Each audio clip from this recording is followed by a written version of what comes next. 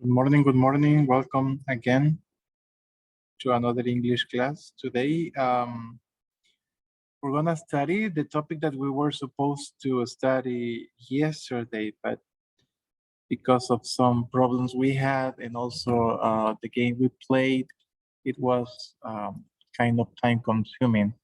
Today we will try to play this game again, and because I found it a lot of fun on it. And there are more students now than yesterday. So I'm gonna share my screen with you, my friends, so we can play this game.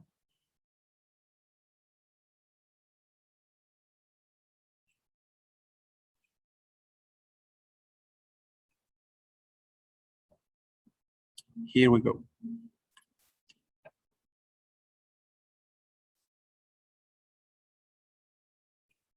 So I'm gonna show you how to play it just if you missed it yesterday. So first, well, I wanna send you the invitation. Then each one of you must write a queer sentence. A queer sentence means any random sentence, whatever that comes to your heads.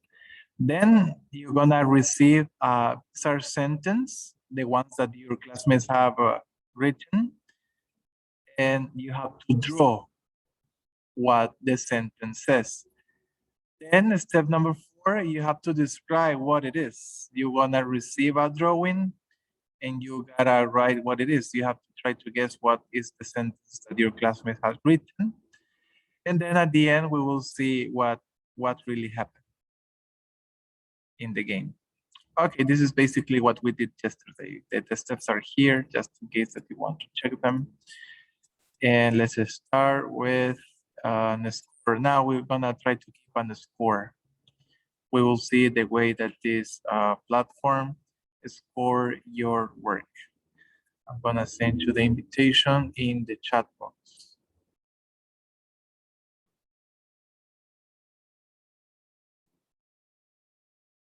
Try to type your names, please.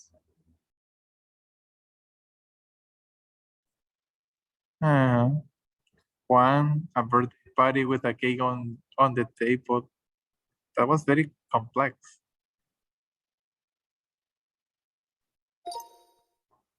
Okay, then Monica, Peter Pan in Far, Far Away from Shrek. What?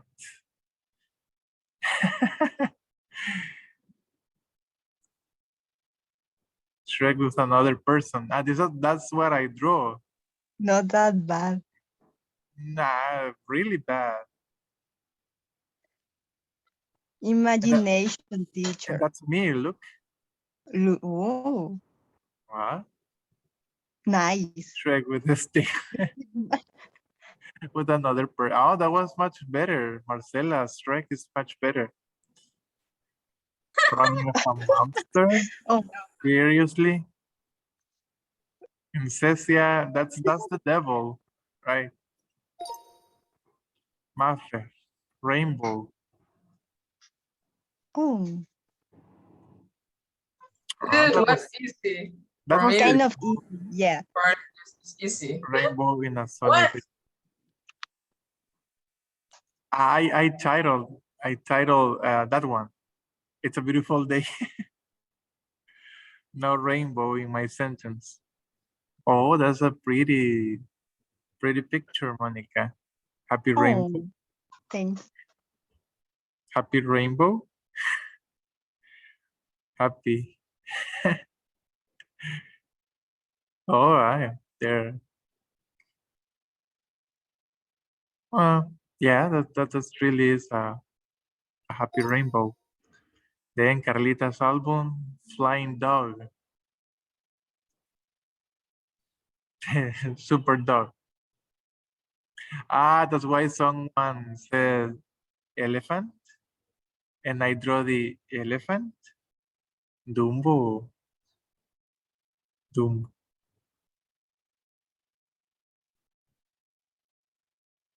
Ears. Dumbo is flying.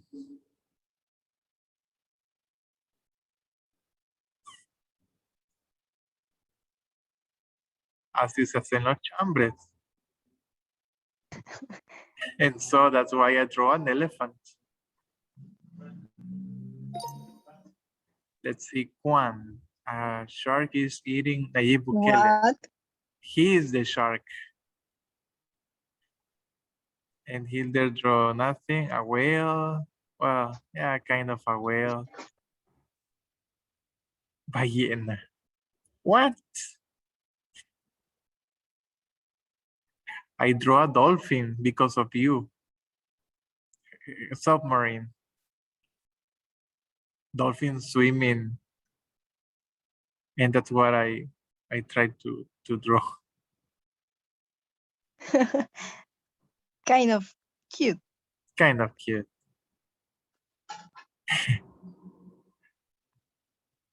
I do my best here. Really?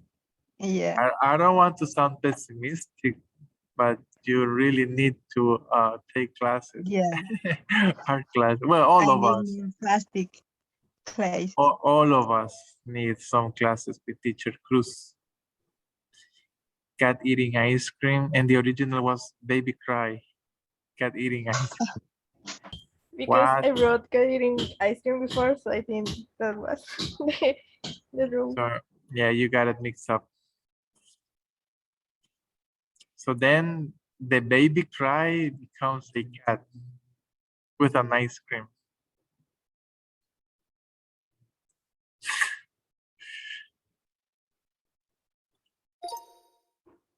Then Royas, who's Royas? Dancing in the pool. Makes sense. Pool party also makes sense.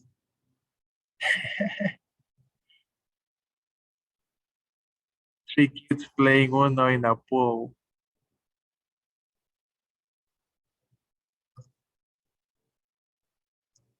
Why three? Why do you have to be too specific? Well, actually, I was very specific. 5 people in the pool.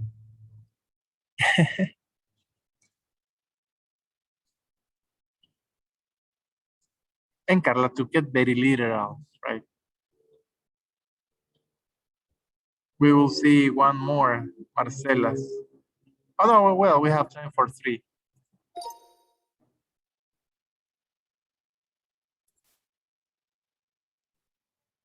For today's class, we are using our book, Spotlight on Literature E. We're going to open it to page 92, and the lesson's topic is adjective clauses. Let's begin. So we all know that an adjective is a word that gives you a detailed description of a noun, and a clause is a set of words that contains a subject and a predicate. So now draw your conclusions about the definition of adjective clauses. And here we have the definition provided in your book. An adjective clause is a subordinate clause that modifies a noun or pronoun functioning as an adjective by providing information about the noun it modifies. We have the example here is taken from the story of G. de Maupassant. The Tubach were a poor family that included 4 children.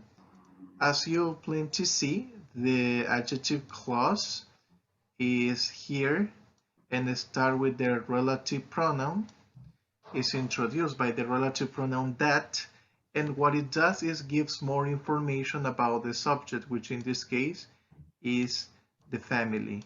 Which family? The Tubach. And you have the explanation of this example down below. An adjective clause usually follows the word it modifies. In this case, it's the family, the Tubach family, and is usually introduced by the relative pronoun that, as I said before, which relates the adjective clause to the word or words that the clause modifies. All of that clause that included 4 children is telling me something else about a family, which in this case, I repeat again, it's the Tubach. The following relative pronouns may introduce an adjective, and we're going to see the list of the relative pronouns that I bet that you well known by this time. Here I am presenting you the list of relative pronouns and what are they used for. The first one is who. When do we use who? We use it for people, humans, in subject position. Remember, the subject position in the sentences is at the beginning of it. It's before the action and is the person or people that we are talking about. Then we have whom. Whom is used for humans in object position. In difference of the previous pronoun, we place whom in object position. That means that is the one that receives the action of the subject. Whose is used for humans as well, but it represents possession, is a possessive form. Then we have which is used for things and animals. Can be placed either subject or object position. And finally, we have that is used for humans, animals, things in subject or object position. So that can be used for every person in different positions. We have an information here that says sometimes a relative pronoun is preceded by a preposition that is also part of the adjective clause. So this preposition over here in this question, it's part of the relative clause. Did you see the beautiful carriage in which the young man rode? We have two types of adjective clauses, non-defining clauses and defining clauses. And the information here says, like all subordinate clauses, adjective clauses are either defining or non-defining. The first type, these give additional information about a noun, but are not necessary in order to understand the sentence. It means that you can perfectly understand the sentence without the adjective clause. They are usually separate by commas. If you remember, last year we studied the rules of comma, and according to this book, rule number 4 has to do with the enclosed sentence, the sentence that is between commas. You can perfectly take it away from the sentence and it still makes sense. The woman who was very rich wanted to do more than give out gifts. Or you can perfectly say the woman wanted to do more than give out gifts, and the sentence still makes sense. Here in this case, the non-defining clause is separate with 2 commas. Sometimes it's separated by only 1, and in those cases, the adjective clauses goes at the beginning or at the end of the complete sentence. Then we have the defining clauses. Contrary to the previous one, this type of adjective clauses provide information that is essential to understand the sentence. If you omit this information here, the sentence will be incomplete because the adjective clause is giving you relevant information about the subject, which in this case is or are children. Children who were not poor would not receive gifts from her. For helping you to understand these concepts better and easier, I will present you these examples of non-defining adjective clauses. The first one says, John's mother, who lives in Scotland, has 6 children. You notice we have this clause between commas. That means that the information is not relevant. My message is complete if I say John's mother has 6 grandchildren, and that would be okay. The other information is just something extra. Second, my friend John, who went to the same school as me, has just written a best-selling novel. Number 3, my grandmother, who is dead now, additional non-essential information, came from the north of England. Then, as I told you before, in certain occasions we're gonna need only 1 comma, and it happens when the adjective clause goes at the beginning or at the end. In this case, it's at the end because it makes more sense at the end. We stopped at the museum, and the additional information is which we had never visited before. 5. I've just come back from London, where John lives. What is really important here, that is I'm back. 6. Yesterday I met a woman named Susan, whose husband works in London. On the other hand, we have more examples of defining adjective clauses. Remember that the adjective clauses here are very important for the message that I want to convey. Number 1, there are the keys. Which keys? The ones that you were looking for. They're not just any keys, they are the keys. Second, this is the house that Jack built. Which house? The one that Jack built.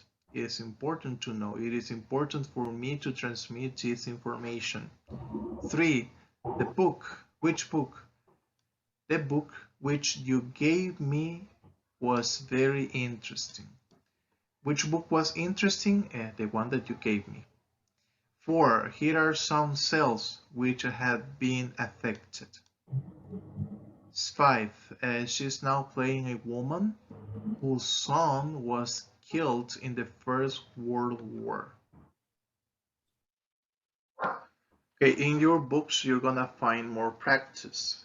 The first exercise says, identify each adjective clause as well as its relative pronoun.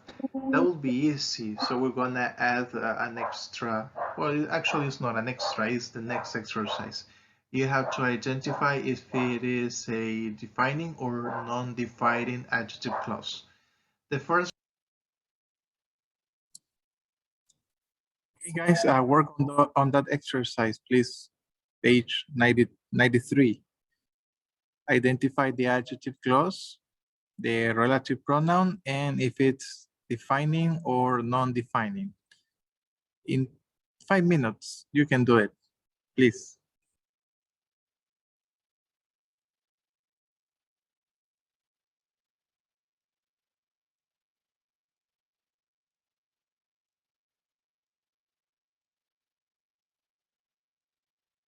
Fifty-fifty. We have two choices in each sentence. The courageous who or which, well, those are things, and we have people here. We're gonna definitely choose which. Stood side by side, housed two similar families. B, a woman. We are talking about people. We are talking about a person. Who or which? Definitely is who. A woman who liked to play with children asked to adopt one of them. Letter C, the boy who would be taken by the Huviers would inherit their wealth. D, the Tubach, who or that. Well, in this case, we can choose either way. We can choose who or that, because remember that is used for people, is used for animals and things as well. But for formalities, we're gonna use who. The Tubach who thought it possible and incident to give up their children refused. E, years later, a carriage that belonged to a prosperous person stopped in town. And F, Jean was grateful for his parents' decision, which had allowed him a better life. And finally, we have exercise number 4. Write.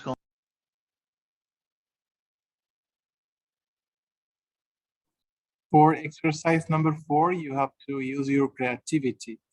Write sentences using the adjective clauses given here.